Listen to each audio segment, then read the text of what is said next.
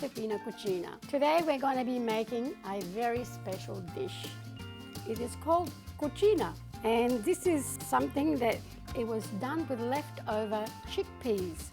Now I've got half a kilo of chickpeas in here that have been pre-cooked. They're just plainly boiled. So what we do now is we mash them. You can use the machine if you like, but I prefer to do it this way. When chickpeas were in season, we have chickpeas for breakfast, lunch and dinner. So they just had to come up with something rather than just have a chickpeas with pasta. Also, that time of the year, sometimes we have leftover dry bread. So they decided to combine the two, and to their surprise, it turned out to be fantastic.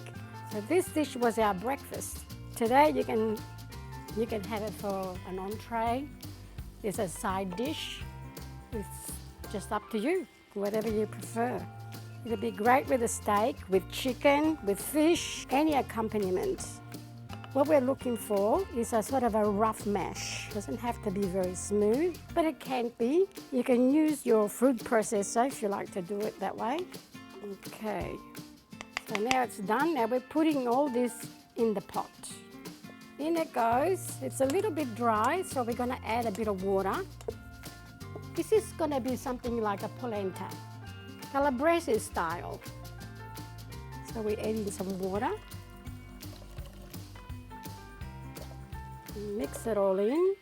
About a teaspoon of salt, or to taste, less or more, whatever you wish. Now we'll put some olive oil, nice generous amount of olive oil.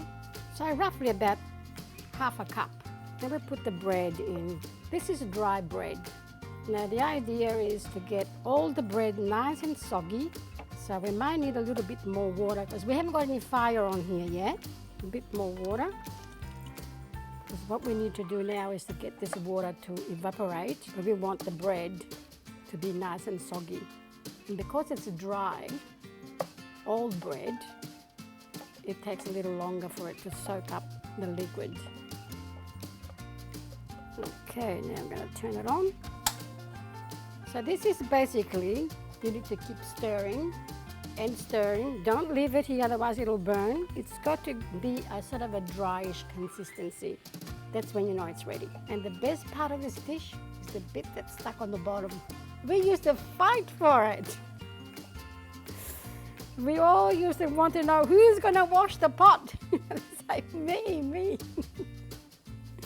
Because we get to eat all the bits that were stuck at the bottom. See, what we want is a sort of a polenta look, actually. It'll be dry. I think I know why people don't cook that much anymore, because it takes too long to get things ready.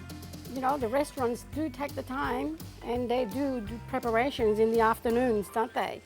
If you work, you can always have things sort of ready the night before, and it's not that difficult, really. Once you have everything ready, the cooking bit, it only takes a few minutes, unless you're cooking this one. This is starting to thicken up. It's just what we're looking for, but it's not sticking to the bottom for some reason. It's a nice winter dish. Now it's starting to stick to the bottom. That's what we want. You can see that. It's quite firm. We want it just a little bit drier. The bread is almost disappeared except for the crust.